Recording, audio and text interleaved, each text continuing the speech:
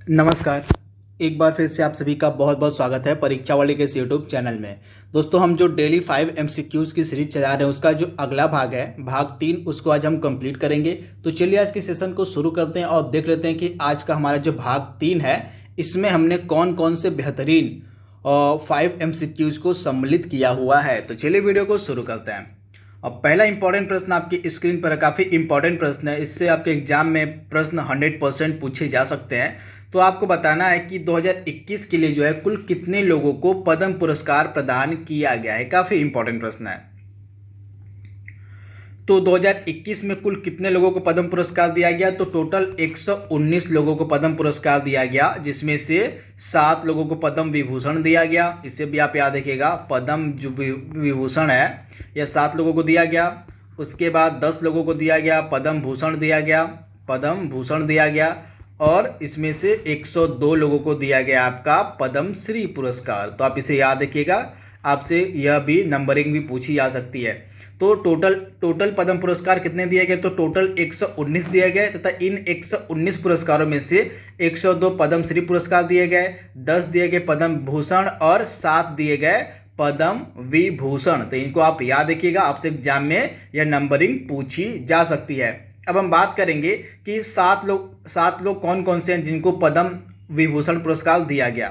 तो यह लिस्ट आप अपने दिमाग में बैठा लीजिएगा। यहाँ से आपके एग्जाम में डेफिनेटली 1 से 2 प्रश्न देखने को मिल सकते हैं। तो टोटल 7 लोगों को पद्म विभूषण पुरस्कार दिया गया 2021 में। ये 7 लोग कौन कौन से हैं?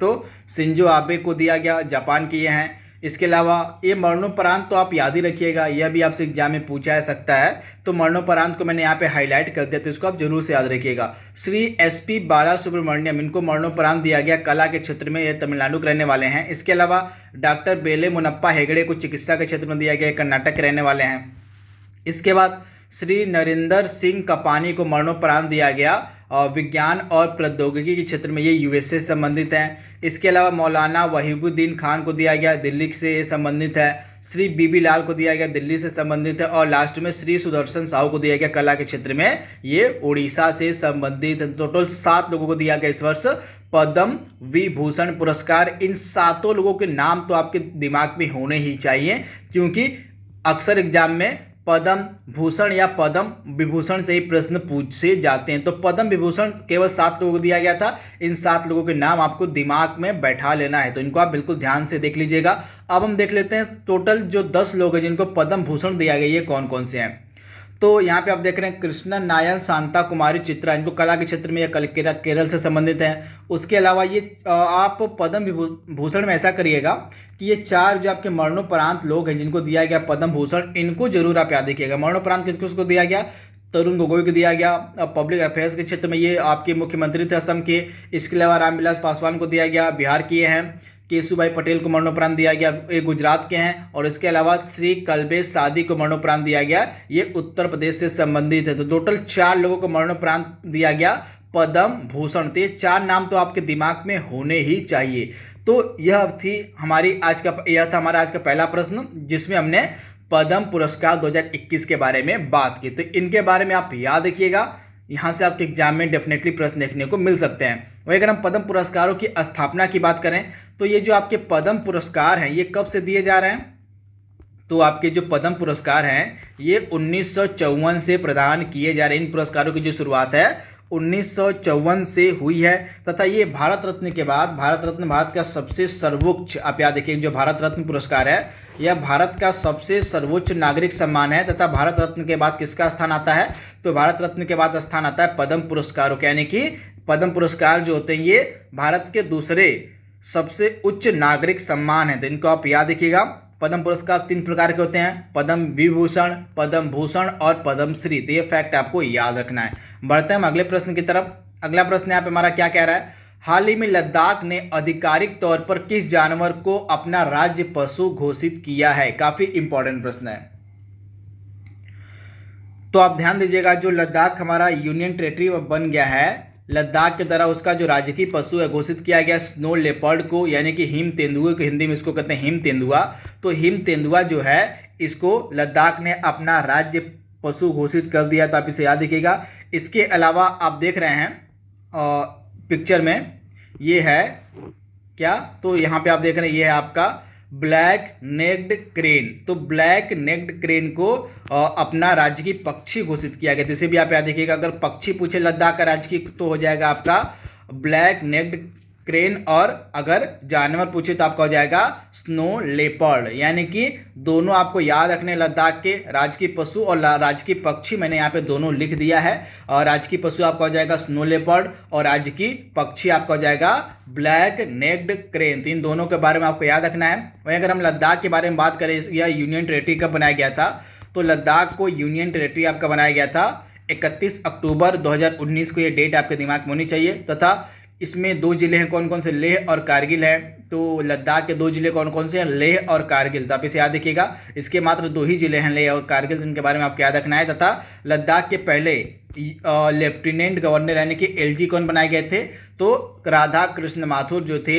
जब लद्दाख पहली बार यूनियन टेरिटरी बना था तो उस समय इसके पहले गवर्नर जनरल बनाए गए थे। तो राधा कृष्ण माथुर, इनके बारे में आप, सॉरी लेफ्टिनेंट गवर्नर यहाँ पे होगा, तो लेफ्टिनेंट गवर्नर बनाए गए थे राधा कृष्ण माथुर। तो इनके बारे में आपको याद रखना है, यहाँ से भी आपको एग्जाम में प्रश्न देखने को मिल सकता है। तो राधा कृष्ण माथुर कौन थे, तो इसके पहले लेफ्टिनेंट गवर्नर यानी कि उपराज्यपाल थे लद्दाख के। तो ये सारी चीजें आपको याद रखनी है।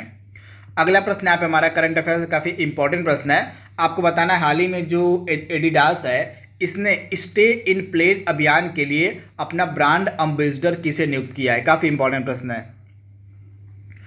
तो आप ध्यान दीजिएगा। हाल ही में एडिडास ने अपने स्टे इन प्ले अभियान के लिए ब्रांड एम्बेसडर बनाया है मीराबाई चानू को। तो ऑप्शन आपका ए बिल्कुल सही हो जाएगा। मीराबाई चानू को जो है हाल ही में एडिडास ने अपने स्टे इन प्ले अभियान के लिए ब्रांड एम्बेसडर बनाया। मीराबाई चानू कहाँ की रहने वाली, तो मणिपुर से राज्य की रहने वाली हैं। तथा इन्होंने 2020 के टोक्यो ओलंपिक जो हाल ही में आयोजित किया गया, इसमें जो है इन्होंने सिल्वर मेडल जीता यानी कि रजत पदक जीता है। तो इसे आप याद रखिएगा, यहाँ पे आप देख रहे हैं। और मीराबाई चानू से जुड़े कुछ इंपॉर्टेंट फैक्ट यहाँ पे हैं। इनका जन्म 1994 में हुआ था। ये मणिपुर राज्य की रहने वाली हैं तथा ये 49 किलो कैटेगरी में क्या है, तो वेट लिफ्टर यानी कि भारोत्तोलन करती हैं। तो इनका खेल भी आपको याद रखना है, भारोत्तोलन है। तथा इन्होंने हाल ही में सिल्वर मेडल जीता है 2021 के टोक्यो ओलंपिक खेलों में। तो ये सारे फैक्ट आपको याद रखने। इसके अलावा आपके 2018 के जो राष्ट्रमंडल खेल हुए थे, इसमें इन्होंने गोल्ड जीता था। तो इसे भी आप याद रखिएगा, काफ़ी इंपॉर्टेंट है। यहाँ से भी प्रश्न आपके एग्जाम में पूछा जा सकता है, तो इसे आप ध्यान दीजिएगा। तो यहाँ पे मीराबाई चानू आपका राइट आंसर हो जाएगा। इसके अलावा नीरज चोपड़ा किसके ब्रांड एम्बेसडर बनाए गए हैं, तो टाटा एआई के, टाटा एआईए के नए ब्रांड एम्बेसडर बनाए गए हैं नीरज चोपड़ा। इन्होंने 2020 के टोक्यो ओलंपिक में गोल्ड मेडल जीता है। तो इसे भी आप याद रखिए, काफ़ी इंपॉर्टेंट है प्रश्न है। तो नीरज चोपड़ा ने टोटल गोल्ड मेडल जीता भारत के लिए। एक गोल्ड मेडल जो आया था इस बार, वो जीता था नीरज चोपड़ा ने। किसमें, तो ये करते हैं आपका जैवलिन थ्रो। नीरज चोपड़ा का आपका खेल क्या है, तो जैवलिन थ्रो नीरज चोपड़ा का खेल है। तो इसे भी आप याद रखिएगा। इसके अलावा 2020 के टोक्यो ओलंपिक में भारत ने कुल कितने मेडल जीते थे, टोटल 7 मेडल भारत ने जीते। जिनमें से एक आपका गोल्ड था, 2 सिल्वर था और आपके 4 कौन कौन से पदक थे, तो 4 आपका ब्रॉन्ज मेडल था। तो इसे भी आप याद रखिएगा।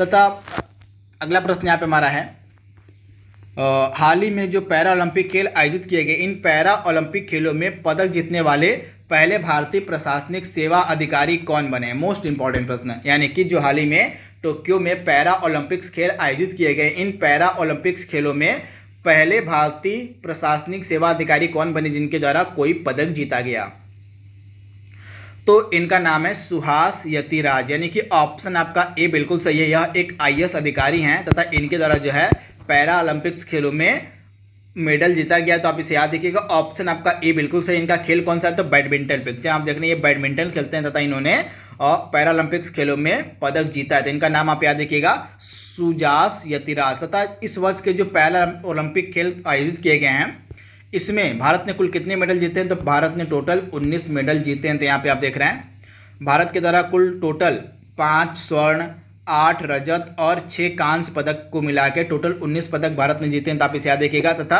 भारत के 2 ऐसे एथलीट रहे जिन्होंने 2 पदक जीते। पहली थी आपकी शूटर अवनी लखेरा। इन्होंने अवनी लखेरा खेल क्या है, तो आप याद रखिएगा, निशानेबाजी करती हैं, ये शूटर है। तथा इन्होंने एक गोल्ड मेडल जीता और एक ब्रॉन्ज मेडल जीता। इसके अलावा आपके दूसरे निशानेबाज थे सिंहराज अधाना, इन्होंने भी 2 मेडल जीता। तो इसे भी आप याद रखिएगा, वेरी वेरी इंपॉर्टेंट, ये नाम आपसे पूछा जा सकता है। तो अवनी लखेरा ने पहला मेडल जीता था तथा इन्होंने गोल्ड मेडल भी जीता शूटिंग में पैरालंपिक्स में, तो आप इसे ध्यान दीजिएगा।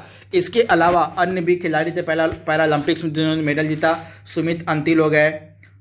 सुमित अंतिल ने किसमें जीता? जेवलिन थ्रो में। जैसे भी आप यहाँ देखिएगा पैरालंपिक्स में आपसे पूछा जा सकता है, तो जेवलिन थ्रो खेले सुमित अंतिल का, तो आप इसे याद रखिएगा। सुमित अंतिल जो है इनका खेल कौन सा है? जेवलिन थ्रो है, तथा इन्होंने पैरालंपिक्स खेलों में जेवलिन थ्रो में गोल्ड मेडल जीता था। इनके बारे में भी आपको याद रखना है, सुमित अंतिल। इसके अलावा मनीष नरवाल, प्रमोद भगत, कृष्णा नायर ने भी गोल्ड मेडल जीता है अपने अलग अलग खेलों में। तो ये सुमित अंतिल को आपको याद रखना है, इनका खेल जेवलिन थ्रो है तथा इन्होंने जेवलिन थ्रो में पैरालंपिक्स खेलों में गोल्ड मेडल जीता है। तो सुमित अंतिल को आपको याद रखना है। इसके अलावा शूटर अवनी लखेरा को आपको याद रखना है, इन्होंने शूटिंग में गोल्ड मेडल जीता। इसके अलावा इन्होंने ब्रॉन्ज मेडल भी जीता पैरालंपिक्स खेलों में। तो इन सारे के बारे में आपको याद रखना है। तथा पैरालंपिक्स खेलों का ध्वजवाहक कौन था भारतीय? ओपनिंग सेरेमनी में टेक चंद कौन थे? तो टेक चंद्र थे आपके पैरालंपिक खेलों के ध्वजवाहक, इसे आप याद रखिएगा। इसके बाद अगला प्रश्न यहाँ पे हमारा है, आवर ओनली होम नामक पुस्तक के लेखक कौन है? काफी इंपॉर्टेंट प्रश्न है। तो आवर ओनली होम काफ़ी इंपॉर्टेंट बुक है तथा यह एग्जाम में भी कई बार पूछी जा चुकी है अभी तक जितने पिछले एग्जाम्स हुए हैं। तो इस पुस्तक के लेखक हैं आपके दलाई लामा, तथा इनके द्वारा 2 फेमस पुस्तकें लिखी गई हैं। एक तो हो गया आपका आवर ओनली होम और climate appeal to the world, ये पहली पुस्तक हो गई, और दूसरी हो गई आपकी और लिटिल बुक ऑफ इनकरेजमेंट। तो ये 2 पुस्तकें आपकी लिखी गई हैं दलाई लामा के द्वारा, लिटिल बुक ऑफ इनकरेजमेंट और दूसरी आपकी हो गई आवर ओनली होम। तो इन दोनों के बारे में आपको याद रखना है, भूलना नहीं है। अब यहाँ पे आपके जो तीनों ऑप्शंस दिए गए हैं आपके जेके रॉलिंग, जो बिडेन और रस्किन बॉन्ड, इनके द्वारा भी बहुत सारी पुस्तकें लिखी गई, तो इनके बारे में भी आइए डिस्कस कर लेते हैं।